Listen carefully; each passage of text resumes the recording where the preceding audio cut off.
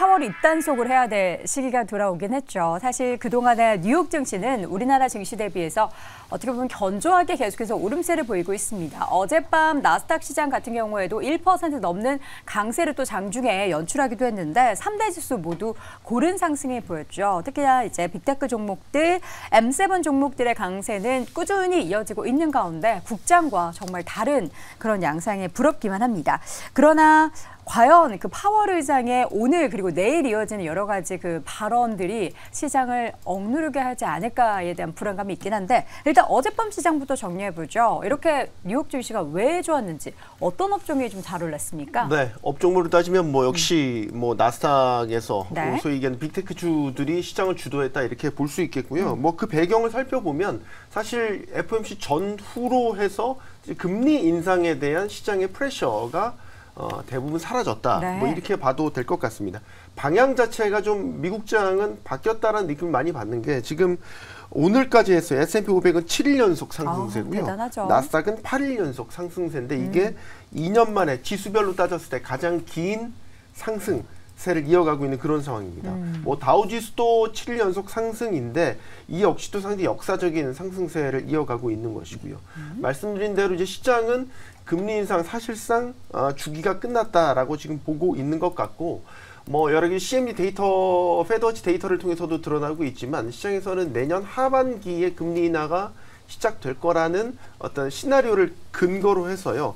올해 상반기만 버티면 된다. 뭐 이런 식의 이제 지금 기대를 갖고 있고 뭐 이에 따라서 미 10년물 국채금리도 또 많이 떨어졌습니다. 4.5%대로 다시 내려왔고요. 그쵸. 또 국제 유가까지도 뭐 70달러대로 다시 떨어지면서 맞아요. 전반적인 인플레이션 압력도 낮아졌고 이에 따라 금리 인상에 대한 부담도 덜었고 네. 뭐 그 결과물로 그동안 시장을 옥죄했던 국채금리도 낮아지고 전반적인 시장 여건이 참 주식시장에 있어서는 훈풍을 기대케 하는 그런 여건들로 바뀌어가고 있다.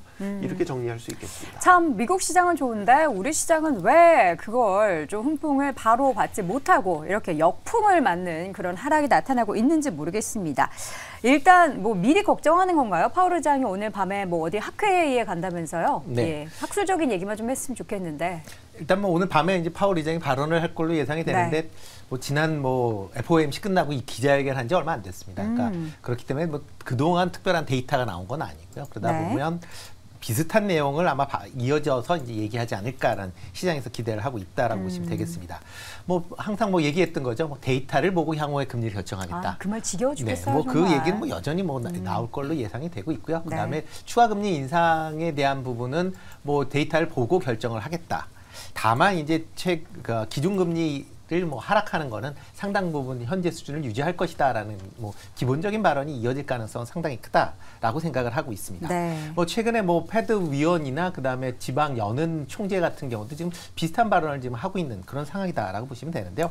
뭐 어제 같은 경우 이제 보우 연은 이사나 그다음에 뭐 쿨스비 시카고 연은 총재, 그다음에 키시카리 이제 미니아폴리스 연은 총재도 어저께 이제 지난밤에 발언이 있었는데 네. 전반적으로 지금 발언 내용들은 비슷합니다. 그러니까 그렇기 때문에 그런 연장선에서 보셔야 되지 않을까라는 생각이 들고 있고요. 네. 아마 오늘 뭐 금리가 움직인다라고 하게 되면 파월 의장이 발언하는 것보다는 오늘 이제 미국채 10년물 국채금리 입찰이 있습니다. 그쵸. 금액이 한 400억 달러 정도 되는데요. 과연 뭐 어저께 밤에는 3년물 입찰이 상당히 이제 호조를 보였는데 네. 과연 10년물도 좋게 나오느냐 안 좋게 나오느냐에 따라서 금리의 변동성은 좀 달라지지 않을까 싶습니다. 네, 3년물 국채 입찰이 성공적으로 마무리됐다. 그와 함께 10년물 기준으로 국채금리가 다시금 소강 상태에 접어들었고 오늘 밤에 예정돼 있는 10년물 국채금리 이런 얘기할 때마다 저는 아이고 어이가 없다. 우리나라 국채 뭐 입찰하는 것도 아니고 사실 우리나라 국채 입찰 하는지 마는지 아무도 관심 없잖아요. 그렇죠. 이걸 보고 있는 것 자체가 저는 참 이것까지 봐야 하나? 이런 생각이 드는데 시장이 너무나 국채금리 하락, 시장 상승 이거에 최근에는 너무나 통용이 되니까 안 볼 수가 또 없는 것 같아요. 그죠. 우리가 어찌 보면 수능의 킬링 포인트. 수능 얼마 안 남았는데. 그렇죠. 네. 말 그대로 이게 우리가 가장 중요한 문제다라고 볼 수 있는 변별력이라고 볼 수 있는 그 부분이 지금 채권 시장, 외환 시장에서 발생하고 있다라고 보셔야 되고요. 그렇기 때문에 우리는 채권 금리를 주목할 수밖에 없습니다. 네. 근데 한 가지 우리가 좀 주목하셔야 되는 거는 어제 우리가 유가가 좀 떨어졌어요. 근데 유가가 지금 붕괴되면서 70달러 중반대까지 내려왔는데 이 떨어진 포인트가 중국의 수출이 줄었다라는 겁니다. 그러면서 지금 구리도 조금 주춤한 모습을 보이고 있고 미국 내 휘발유 가격도 주춤한 모습을 보이고 있습니다. 네. 말 그대로 글로벌로 소비가 안 좋다라는 얘기가 나오고 있는 중이에요.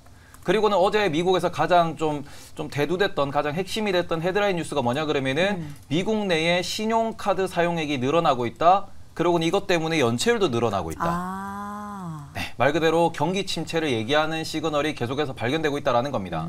그러면서 어제는 빅테크는 좋았으나 나머지는 모두 경기 침체를 가리키는 방향으로 움직였고 에너지주가 가장 많이 떨어졌고 그리고 원자재가 두 번째로 많이 떨어졌습니다. 네. 이렇게 놓고 보시면은 지금 시장에서 내년도에 금리가 인하될 것이다라고 배팅하는 것은 무엇이냐. 경기 침체니까 당연히 연준이 나서줄 것이다라고 이야기를 하는 거예요. 그리고는 그 부분 때문에 10년물이 5%에서 4.5%까지 내려왔습니다. 근데 여기서 다시 한번 연준은 어제도 나왔습니다. 계속해서 우리는 고금리를 이어갈 것이고 금리를 한 번 더 올릴 수도 있다라는 이야기를 계속해서 반복적으로 하고 있어요. 이건 무슨 소리냐? 연준이 증시가 오르는 거를 반가워하지 않고 채권 시장의 강세를 보이는 것을 반가워하지 않는다라는 겁니다. 여전히 긴축을 하고 싶어하고 인플레를 확실히 때려잡고 싶어한다라는 거는 시그널을 보내고 있다라는 점에서 네. 그러면은 10년물 국채 금리가 4%까지 떨어질 거냐, 3.5까지 내려갈 거냐, 그거는 시간이 걸린다라는 거죠. 네. 그럼 이렇게 되면은 아무래도 증시가 됐든 채권이 됐든 횡보장, 말 그대로 옆으로 누워서 좀 횡보하는 모습을 보일 수밖에 없다라는 점에 대해서는 경기 침체 이슈랑 같이 보셔야 될 것 같고 연준이 무슨 말 하든 간에 시장은 별로 움직임이 없을 거예요. 네. 왜냐하면은 지금 연준의 발언의 파워는 지난 여름 혹은 지난 봄과는 많이 다릅니다. 무게감이 떨어졌어요.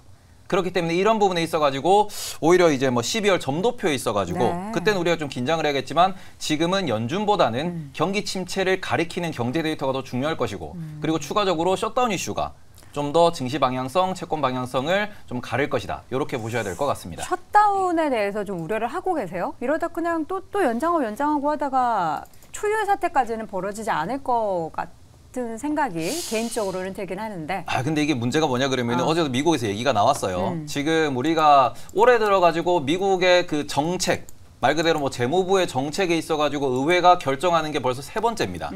그래서 이번에는 좀 더 시장에서는 해결되겠지라고 약간은 뭐 관망하고 있다라고 보실 수 있을 것 같은데 공화당 쪽에서 무슨 얘기를 하냐 그러면은 그 말 그대로 지금 두 의회에서 이제 뭐 우리 이스라엘을 지원을 한다, 우크라이나를 지원한다, 그리고 내년도 예산을 편성한다 이런 게 여러 가지 안건이 산적에 있어요. 네. 근데 이거를 하나씩 별개 건으로 처리하자라는 얘기까지 나오고 있습니다. 그러면서 공화당에서는 내부에서 이런 얘기가 나오고 있다 그래요. 내년 1월까지 끌고 가야 된다. 그러면서 공화당에 유리하게 예산을 편성해야 되고 그러면서 대선에 유리한 입지를 취해야 된다는 얘기를 하고 있는데 이렇게 되면 시장은 또 짜증내겠죠. 정치 노름하면 안 됩니다. 네, 그래서 그 부분에 있어가지고 지금 아직까지는 시장에 별로 이렇게 뭐 영향이 없는데 네. 그게 다음 주보다는 11월 말에 좀 더 이슈가 될 것 같아서 또 이슈가 업데이트 되는 대로 말씀을 드리도록 하겠습니다. 이게 미국 내에서 이런 정치적인 노름, 그러니까 이게 뭐라고 표현해야 될지 모르겠어요. 안 좋은 단어로 이제 비방용으로 말을 할 수 없기 때문에 이런 사태가 빚어짐으로 인해서 우리가 지금 막 산타랠리, 연말랠리를 기대하는데 여기에 찬물을 확 끼얹는다. 저 미국 가겠습니다. 가서 네? 티켓 좀 누가 끊어주세요. 영어는 되시고. 그럼요. Why? Stop it. 하면 되죠. 그만하라고. 왜 그러는 거냐. 뭐 간단한 영어 다 할 줄 아시잖아요. 회화 정도는. 대답 아무도 안 하시네요. 셧다운에 대한 부담을 거기에 따른 이제 뭐 경제적 피해에 네. 대한 뭐 그런 부담은 사실 정치적으로도 크기 때문에 네. 공화당이 됐던 민주당이 됐던 지고 싶지는 않을 거예요. 그래서 그쵸. 완벽한 합의는 어려울 것 같아요. 지금 상황. 근데 이제 마이크 존슨 하원 의장도 임시 예산안 또 꺼내 들었잖아요. 그러니까 일단 폭탄을 계속 가지고는 가되 네. 터뜨리진 않겠다라고 보는 거죠. 이제 내년 대선도 걸려 있기 때문에. 그래서 테이 보고서가 얘기한 대로 일단은 올해 셧다운을 걱정하는 것보다는 그 폭탄을 가지고 그대로 내년까지 갈 것 같다. 네. 뭐 여기에 포커스를 맞춰야 될 것 같고 저는 이제 내일 그 파월 연설 예정돼 있지만 오늘 뭐 카시카리 총재라든지 연준 관계자들 발언들이 계속 나왔는데 네. 사실 성명문의 내용과 괴를 같이 하거든요. 비슷하잖아요. 근데 저는 이제 내용보다는 반응에 주목을 했던 거는 예전 같으면 FOMC 전에는 그런 반응들 나오면은 사실 연준의 강경 발언 나오면 거기에 넓히기. 시장이 반응을 했는데 반응이 없어요 지금 별로 그냥 없고. 다들 네. 매라고 얘기해도 우리는 비둘기야 이러고 네. 있어요. 이게 저는 시장이 좀 분위기가 많이 환기가 됐다라고 보는 건 네.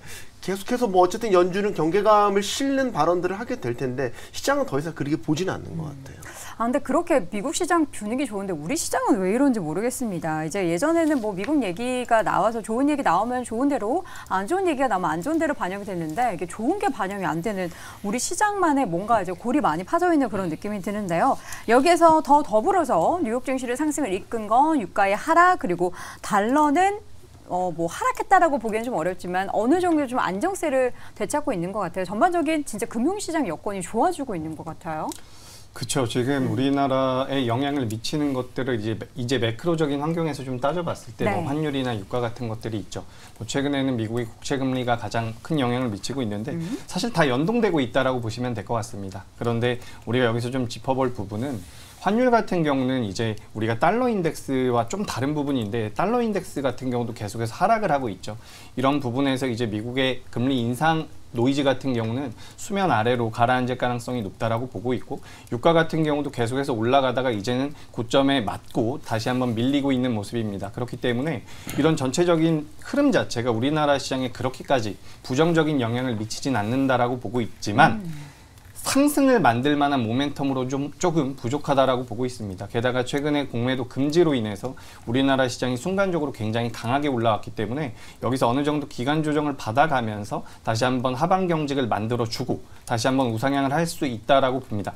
그런데 여기서 중요한 것은 외국인들의 수급이 실제로 우리나라 시장에 들어오느냐의 여부인데 지금 우리나라뿐만 아니라 전 세계적으로 이제 자금의 유동성이 많이 제한될 가능성이 높기 때문에 네. 자금이 유입되는지 여부를 계속해서 체크해 볼 필요가 있다. 다만 지금이 11월 달 이제 연말로 진행되는 상황이기 때문에 모든 업종들이나 시장 자체에 큰 자금이 들어온다라기보다는 특정 종목군이나 중소형주 쪽으로 네. 수익률 게임을 위해서 자금이 들어올 가능성이 높다라고 보니까 이 부분을 좀 참고하셔가지고 중소형주 중에서 외형 성장이 가능한 기업들 좀 눈여겨보시면 도움이 될 것 같습니다. 그러니까 미국 시장에는 사실 그 잘 나가는 형님들에게만 일부 종목들의 수급이 집중되고 있는가 하면 우리나라는 말씀해 주신 것처럼 중소형주 수익률 게임을 할 수 있는 그런 종목들에만 지금 수급이 유입되고 있는 것 같습니다. 전체적으로 우리나라도 그렇고 전 세계 금융시장에 자금이 그렇게 많이 풀려져 있지 않고 오히려 유동성을 흡수하고 있는 와중에서 과연 연말 랠리가 이어질지에 대해서는 아직은 저는 좀 의구심이 들긴 하는데요.